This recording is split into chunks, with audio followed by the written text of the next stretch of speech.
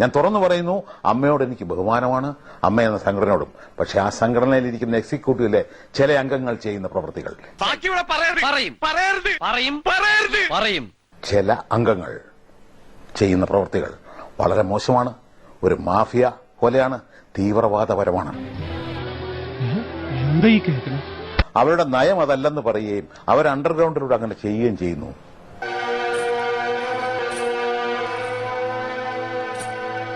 എന്ന് പറഞ്ഞു. ഞാൻ പലയിടത്തും വിളിച്ചന്വേഷിച്ചു, ഇങ്ങനെ ഉണ്ടോ ഒരു സംഗതി. അപ്പൊ ശരിയാണ്. ഓഹോ, അപ്പോൾ അങ്ങനെ ഒരു സംഭവം ഉണ്ടായിരുന്നല്ലേ?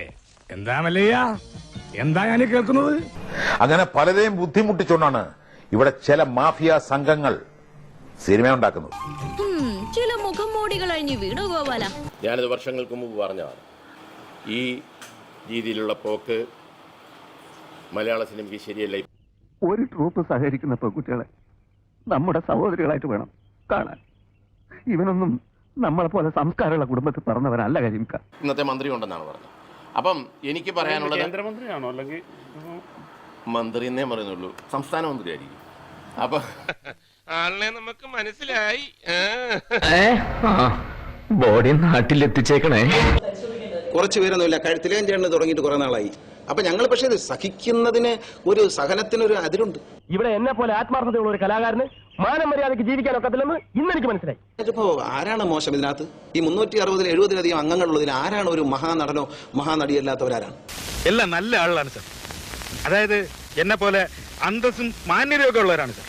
കാരണം മറ്റേത് മേഖല പോലെയല്ല സിനിമ എന്ന് പറഞ്ഞാൽ ഞങ്ങളെ സംബന്ധിച്ച് പ്രായത്തെയും സീനിയോറിറ്റിയും ഇതുപോലെ മാനിക്കുന്ന വേറൊരു മേഖലയില്ല. അത് നീ വല്ല സ്കൂൾ മാഷ്മാരോട് പറഞ്ഞാൽ മതി, അവര് വിശ്വസിക്കും. അങ്ങനെയൊക്കെ ഞങ്ങൾക്ക് അപമാനം ഉണ്ടാക്കി. പക്ഷെ അദ്ദേഹത്തിന്റെ പ്രായം, അദ്ദേഹത്തിന്റെ ഒരു സ്വഭാവത്തിന്റെ ചില ചാബല്യങ്ങളുണ്ട് അദ്ദേഹത്തിന്. ആ ചാബല്യങ്ങളൊക്കെ ഞങ്ങൾ മാനിച്ചു. മോഡലാക്കാൻ പറ്റിയ ആളാണല്ലേ എന്തിന്റെ ഈ ഉഡായിപ്പിന്റെ. എന്താണ് അദ്ദേഹത്തോട് ഞങ്ങൾ ചെയ്ത കുറ്റം? ഞങ്ങൾ ചെയ്ത കുറ്റം എന്താണ് അദ്ദേഹം പറയുന്നില്ല. ഞങ്ങൾ കോടാലിയാണ്. ഈ സംഘടന കോടാലിയാണോ? പറയണ്ട, ഞാനത് ഇവിടെ എന്തോ തപ്പന്നെ. എടാ, മികച്ച നടനുള്ള അവാർഡ്. അയ്യോ, അതൊന്നും വേണ്ട, എനിക്ക് പറയാനിച്ചു. കുറച്ചു പേരൊന്നുമില്ല, കഴുത്തിലേം ചേർന്ന് തുടങ്ങിയിട്ട് കുറെ നാളായി. അപ്പൊ ഞങ്ങൾ പക്ഷേ ഇത് സഹിക്കുന്നതിന്, ഒരു സഹനത്തിനൊരു അതിരുണ്ട്. കാറിൽ കുട്ടി തേവാങ്കിനെ പോൽ കുനിഞ്ഞിരുന്നു പോകും ബോറന്മാരെ കല്ലെറിയുക, അത് ഈ വർഗമാണ്, ഈ മാഫിയ.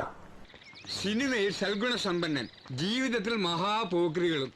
2-3 ദിവസമായിട്ട് ഞങ്ങൾ ഈ അമ്മ ഒരു ഷോ നടക്കുന്നതിൻ്റെ റിഹേഴ്സലുമായിട്ട് ബന്ധപ്പെട്ട് എല്ലാവരും എറണാകുളത്ത് കൂടിയിരിക്കുകയാണ്. അപ്പോൾ അതിനാണിപ്പോൾ ഞങ്ങൾ പ്രാധാന്യം കൊടുക്കുന്നത്. ബെസ്റ്റ്.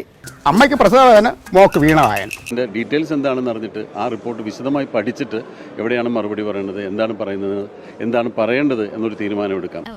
ഈ വർഷം കഴിയട്ടെ. അതുകൊണ്ട് അമ്മ വിഷമിക്കണ്ട, കുട്ടിയും തീരെ വിഷമിക്കണ്ട. പോട്ടെ, തൽക്കാലം ഇത്രയും മതി. വരട്ടെ.